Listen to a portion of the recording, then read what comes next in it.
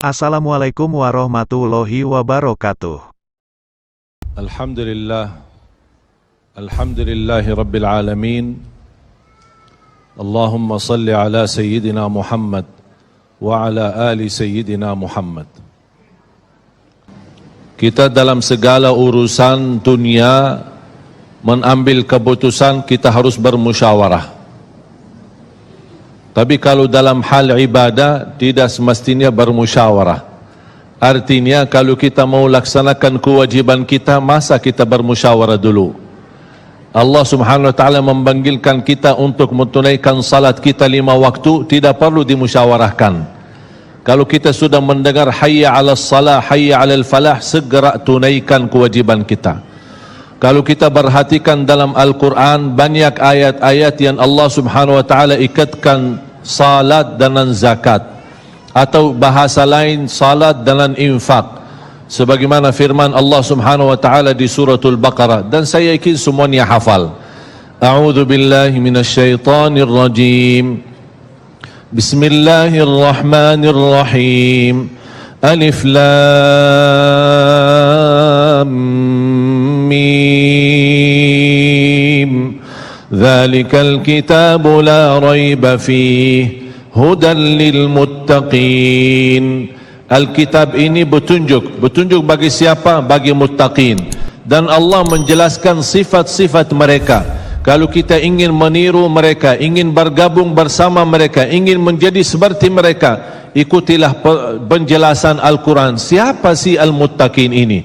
Allah Subhanahu wa taala sebutkan, alladzina yu'minuna bil ghaibi wa yuqimuna as-salata wa mimma razaqnahum yunfiqun. Mereka adalah yang beriman tentang ghaib. Apa yang ghaib? Allah, malaikat, jannah, surga, neraka, segala sesuatu yang ghaib mereka percaya, walaupun mereka tidak melihat dengan mata sendiri. Dan sifat mereka alladzina yuqimuna as-salah. Beda artinya yuqimuna as-salah sama yusallun. Ada orang hanya kerjakan salat, tapi ada orang mendirikan salat. Ada 2 orang salat di saf pertama, sama-sama ruku', sama-sama sujud, sama-sama membaca Al-Quran, tetapi satu diterima oleh Allah, satu tidak diterima oleh Allah. Apa persoalannya? Karena satu menghadap Allah dengan hatinya, dan satu hanya menghadap Allah dengan fisik badannya. Makanya kita melihat orang yang salat dengan hatinya, nikmat salatnya, bisa tenang bacaannya, tenang rukuknya, tenang sujudnya. Beda sama orang yang buru-buru melaksanakan salat. Saya pernah masuk satu masjid, habis saya tahiyatul masjid duduk. Saya melihat seorang baru masuk dan juga tahiyatul masjid. Saya melihat gerakan salatnya, subhanallah, bukan subhanallah, na'udzubillah, luar biasa cepat. Saya hanya menangkapi bacaan gerakan salatnya. Saya baca Al-Fatihah, saya baru selesai waladdallin amin, dengan saya mencuba bagaimana bandingkan bacaan Al-Fatihah dengan salat beliau, dia sudah sampai ke tahiyat, padahal baru saya selesai surat Al-Fatihah.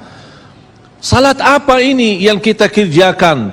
Banyak orang-orang berlomba-lomba seolah-olah ada juara, siapa yang paling cepat selesai salat dapat juara 1. Inilah yang terjadi dalam keadaan kita. Makanya kita merasa tidak nikmat salat kita.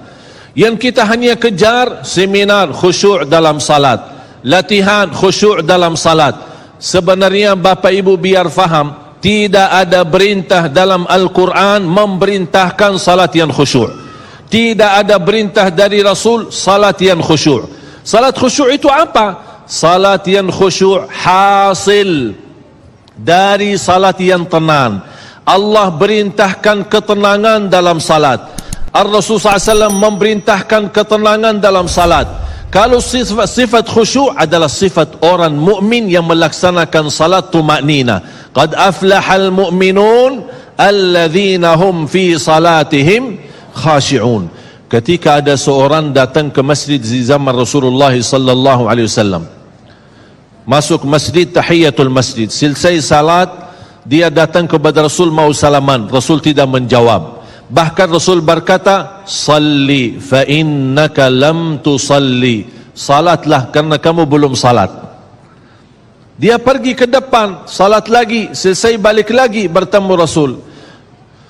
Mau salaman, Rasulullah SAW tidak menjawab. Salli fa innaka lam tusalli. Salat dulu karena kamu belum salat. Sampai 3 kali dikasih tahu oleh Rasulullah SAW. Akhirnya orang berkata, mohon maaf ya Rasulullah, saya tidak tahu selain ini salatku. Gimana? Kata Rasulullah SAW, fa idza qumta faqum mutma'inna. Kalau berdiri, berdiri tenang, tumaknina. Tumaknina salah satu rukun di dalam salat. Tidak sah salat seorang tanpa Al-Fatihah, betul? Sama tidak sah salat seorang tanpa tumaknina. Baca tenang, ruku' yang tenang, sujud yang tenang, wallahi akan terasa nikmat. Dari hasil ketenangan dan upaya dan ikhtiar kita akan muncullah rasa khusyuk. Karena khusyuk bukan sesuatu yang datang dari luar, tapi khusyuk sudah ada di dalam hati. Tinggal bagaimana cara dikelola, bagaimana bisa dikembangkan cara salat yang tenang.